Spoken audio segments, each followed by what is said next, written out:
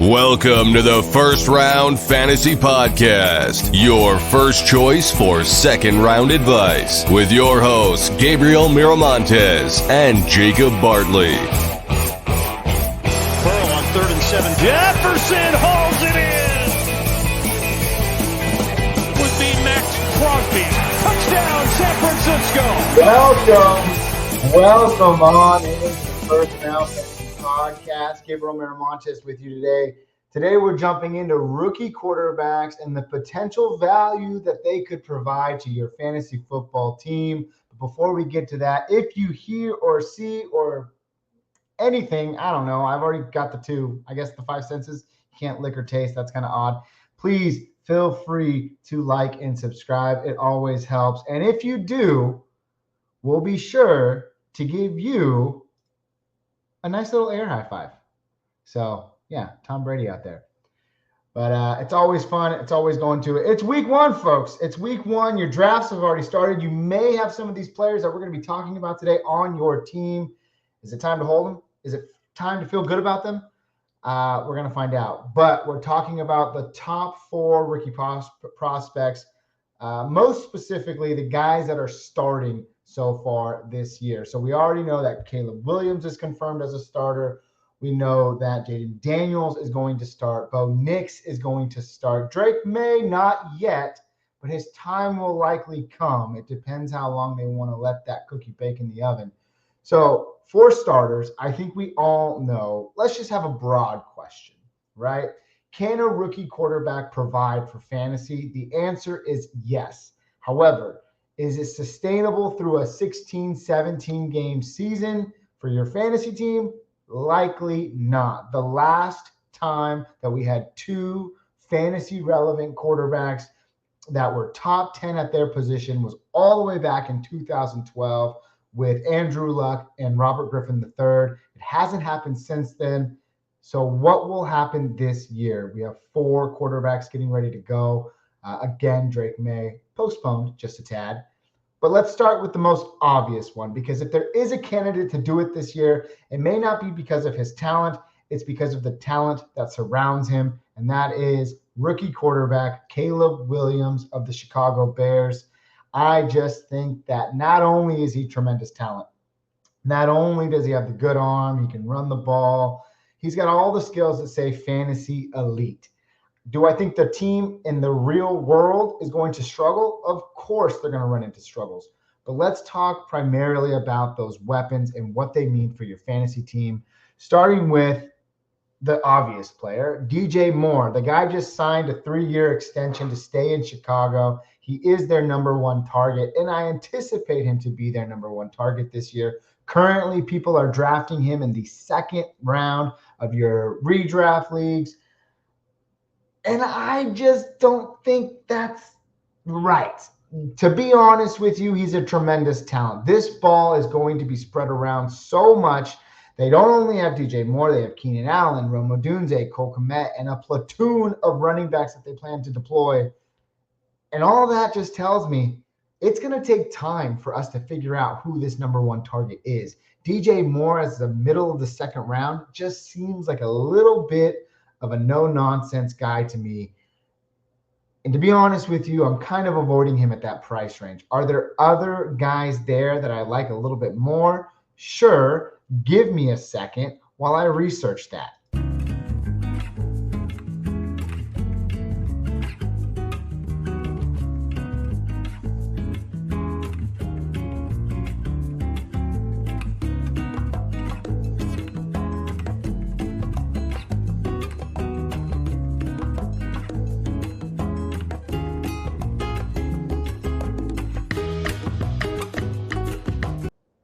Thank you, music. DJ Moore, Mike Evans, Cooper Kupp, Deebo Samuel, all guys going in that mid to late second round. I'd rather have Cooper Kupp. I think I'd rather have Mike Evans just because I know that they've already showed continuity with their quarterbacks, and I think they're fine plays at this point, especially in redraft leagues. Now we can talk about a guy like Keenan Allen, the aging veteran. What do you mean he's aging, right? He literally just set the world on fire last year. Well, new face, new team, a lot can change. He's currently going in the middle of the fifth round. And although I like that price point, it's still not that appetizing to me. I still think that there are better, more capable players in that position. And like I said, I'll look it up for you right now just to take a look here.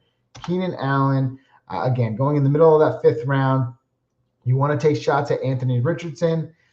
Probably not. Chris Godwin. Reports out of camp are saying that he's been primarily in the slot. If that's the case, I expect him to see a more comfortable workload, a more sustainable fantasy workload this season. Give me Chris Godwin over Keenan Allen. There are some running backs there as well. James Conner, if you can hammer down on that backfield with Trey Benson in the later rounds. Those are 2 guys that I would much rather have over Keenan Allen at this point, as we are just days away from the start of the fantasy football season. And then lastly, there's the rookie, Rome Odunze, currently being drafted in the middle of the 7th round. And although I do really like Odunze, I'll be upfront.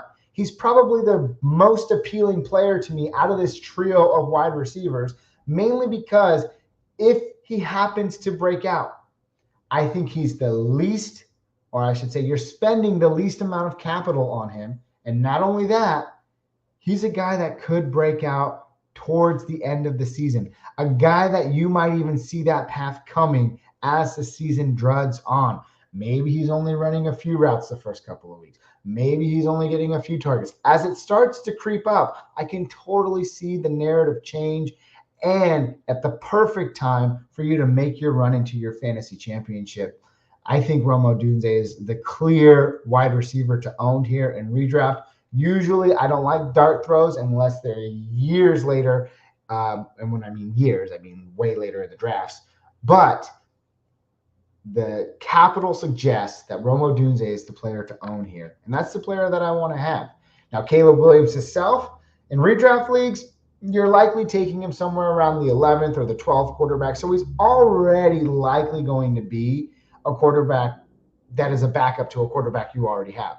Unless you're sneaky and you want to run him out there. There's so many good quarterbacks this year that can provide fantasy value. I just did a draft a couple of days ago. Trevor Lawrence wasn't drafted.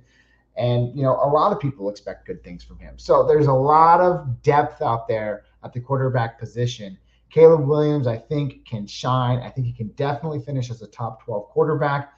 As for his offensive weapons, I think you're looking at a really strong consensus wide receiver too, and that's going to be full of boom or bust weeks. I hope I'm wrong. I really like it when there's just 1 or 2 guys, but there are 3 here, and we're going to have to wait a few weeks to see how this backfield pans out. But as always, what are your thoughts? I would love to know them. Drop them down in the comments, because right now I'm talking to myself and it gets a little lonely in here.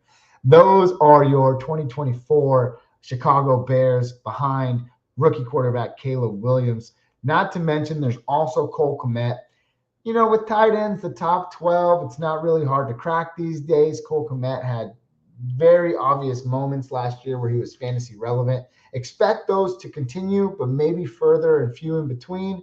With that being said, he's a kind of an avoid for me. He might even be on the waiver wire in most of your leagues. But he's a fine bye-week fill-in just because of the upside alone.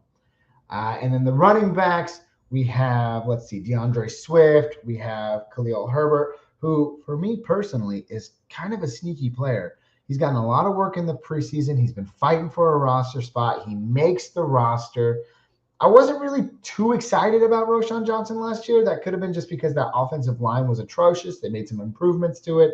But it's something to keep an eye on. I kind of like Khalil Herbert. Don't ask me why. He got hammered with injuries last year. And again, him and Roschon were playing behind a really bad line. DeAndre Swift coming off a rebound year in Philadelphia. I expect that to continue. But, the injury bug is always a concern for every running back. I love handcuffs, and I think Khalil Herbert and Roschon Johnson are fine plays. If I had to have one at this very moment, I'd probably lean Roschon Johnson. But something about him. I just really like Khalil Herbert, the running back out of the Chicago Bears. This is where the narrative, unfortunately, takes a shocking turn, right? I don't foresee too much success in the fantasy landscape coming from these other players. We can kind of move down the list here, and that is the second rookie quarterback that I'm going to be talking about today, Jayden Daniels, quarterback for the Washington Commanders.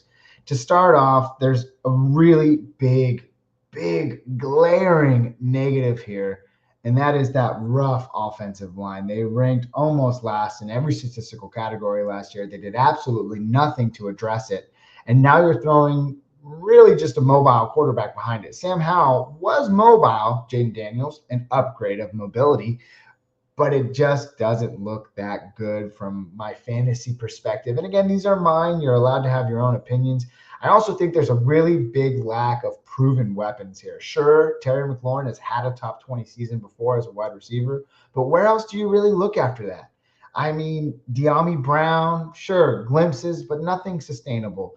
Zach Ertz could be tight end one for the first 2 or 3 weeks of the season because he's just going to be the closest thing to Jayden Daniels when he has to throw the ball right away. And even then, you can't bank on him because the injury concerns are very real with an aging player like Zach Ertz. Ben Sinnott, rookie tight end, sure, he's fine, but I do think rookie QBs go through growing pains. Is he going to be a Sam Laporta this year? I don't necessarily think so, but there's a world where if Ben Sinnott takes over, we can really see him get some great volume. And if he is in the field, I think he's a top 15 tight end, to say the least. But after that, what do you expect? They ship off Jahan Dotson. They draft Luke McCaffrey, who for all intents and purposes out of camp hasn't shown the necessarily ability to separate from other wide receivers, or I shouldn't say wide receiver, from defenders on opposing NFL teams and even his own team during practices. So there's just a lot of unproven talent there. We already know what's going to happen, right? Jayden Daniels is going to come out in week 1. Todd Bowles of the Buccaneers is going to absolutely blitz him all night long. It's going to be rough, but there's going to be a few plays that are absolutely beautiful, electric, game-changing, but you can't bank on that for fantasy. You need sustainability, and I don't think Jayden Daniels is going to bring you that week in and week out. Him as a player individually in Superflex leagues, throw him out there. In redraft leagues, of course he's a stash because, of course, I want to be wrong. I want all players to succeed. I want the fantasy goodness of everything to just ooze out of these players, but it's unlikely, and it doesn't happen very often, especially for rookie QBs. So when we look at a guy like Jaden McDaniels, the ceiling is, of course, high. I think there's clearly a ceiling where he is also a top 12 rushing quarterback for fantasy and gets it done with his arm as well. We know that he has a beautiful deep ball, but I think it's much more accurate to say that he's probably a QB2. He's a waiver wire flex week in and week out during bye weeks, and that's what you're going to have to do with. And it's mainly not because of him. It's because of that line. It's because of that lack of proven weapons. And not only that, the Washington Commanders alone, they ranked dead last in pre-snap motion throughout the majority of the preseason. This is supposed to be a high-flying Kyle Kingsbury offense. Now, I know there comes a learning curve for a rookie quarterback and a new offense. Maybe they're keeping things simple, and I really hope that was the case because all signs from the preseason point to a very vanilla offense. And I want to just make that note that it can change, but it's something to keep an eye on for sure. Oh, man. So we already went over Caleb Williams. We already went over Jayden Daniels. Now let's talk about Bo Nix, quarterback for the Denver Broncos. He is, out of all the rookie quarterbacks, the most seasoned veteran when it comes to college experience. That should bode well for him. A lot of people are making comparisons right now between him and Drew Brees and the Sean Payton offense. Sean Payton doesn't need a guy with a big arm throwing a bunch of touchdowns. He needs a game manager. I do believe Bo Nix can do that. I don't believe he can do it for your fantasy team, though. And with that being said, it's kind of the same reasons we saw with Jayden Daniels, most notably the lack of proven weapons. Courtland Sutton's done it before. He hasn't done it lately. Now, the arguments for both Terry McLaurin and and Courtland Sutton could be that they just didn't have the efficient quarterback play. But we've seen guys like Garrett Wilson who are absolute studs and Justin Jefferson, who's an absolute stud, do it quarterback proof. These guys, unfortunately, are not quarterback proof. We've seen the struggles. We know they're real. So can Bo Nix support them? Not necessarily. I think you got a group of wide receiver 3 here in Denver, starting with Cortland Sutton, Marvin Mims, flashes of greatness, and then absolute invisibility. I don't know what he did to Sean Payton, but there were times last year where he just wasn't involved at all, and that makes me a little nervous. They drafted Troy Franklin, rookie wide receiver, who played with Bo Nix in college, and still reports out of camp are saying he's a depth role at best. He lacks in size and weight, and that could be the reason why he's sort of struggling in camp right now. Maybe we see flashes of him later on in the year, but certainly not someone that's going to help out in week 1. And then, of course, Denver last year with Russell Wilson at the helm, they were just dead last in almost every quarterback metric. 29th in plays ran, 24th in pass rate, 27th in pass attempts. And this is all with Russell Wilson at the helm. Bo Nix should be a step above, younger, more youthful, probably more adaptable, whereas Russell Wilson just wanted to come in there and do his own thing. See you later, Russell Wilson. Bo Nix obviously has an ear turned on, ready to listen, ready to learn, ready to take all the experience he can and help this offense. But ultimately, it's not going to provide a lot of value for your fantasy team. At least I expect it to be that way. Again, I want to be wrong. I don't know why I developed just a little bit of a British accent there. But anyways, one guy to keep an eye on in this offense, though, very similarly to Jaden Daniels in Washington, is Greg Dulcich. Injured the majority of his first 2 years, looking for the third-year tight end breakout here. They also have Adam Troutman, who I don't really expect to do much. He was just kind of carryover from Sean Payton's days in New Orleans. But Greg Troutman, a guy to keep an eye on. If he can be on the field, if he can get healthy, I do think he's a top 15 tight end if all of those things fall into place. And he's probably the biggest piece that I want of this offense if I decide to just throw a dart at a sleeper tight end really late in the draft. So fortunately, right now, you can probably get him. He's undraftable at this point. But that's my thoughts. Those are my feelings about Bo Nix and the Denver Broncos. Let me know your thoughts down in the comments below if you're still listening. I don't know why I giggled laugh there. But if you happen to be listening, please leave those thoughts down below. I appreciate them all the more.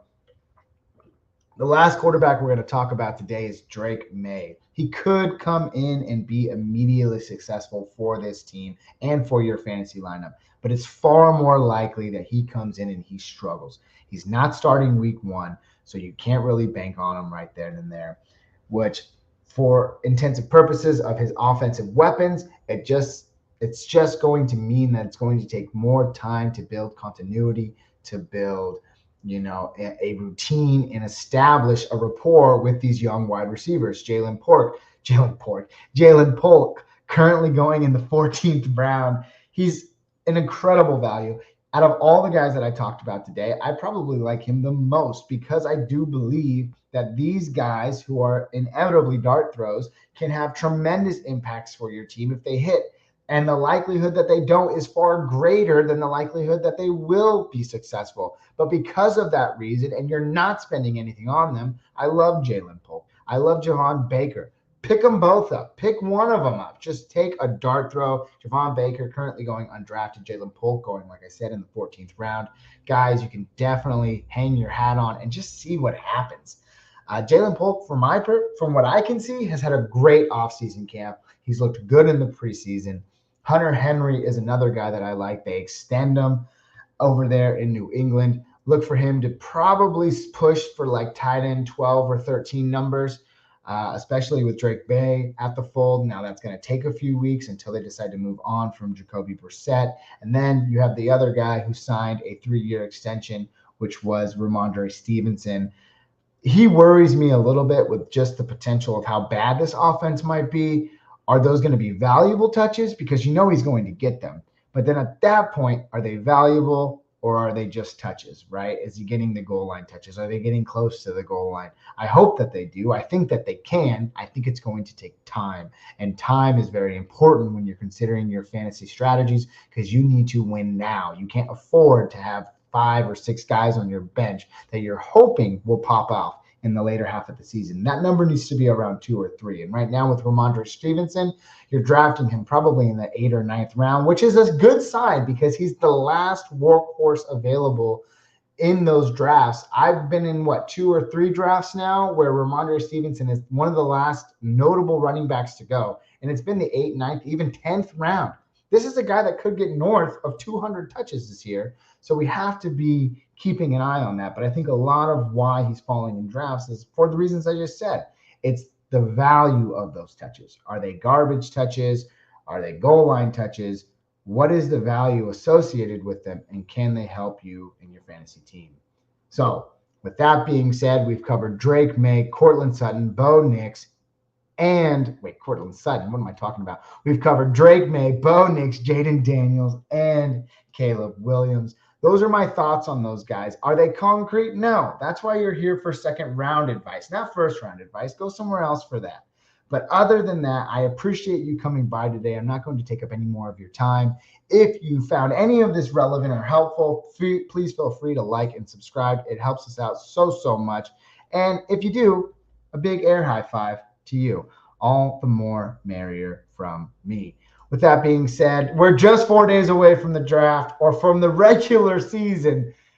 Thursday night football, what is it? The Kansas City Chiefs and the Baltimore Ravens should be a good one. I'm live 3 days a week on TikTok if you ever find yourself daunting in that world. But I'm also here on YouTube as well. I'm even going live today. So be sure to look out for me. Actually, no, not today. Today you guys are watching this and it's Wednesday. So then you'll see it Wednesday. Anyways, I'm done talking. I'm tired. I'm hot. I need a drink. But as always, thank you for tuning in. I appreciate you and good luck out there. Peace.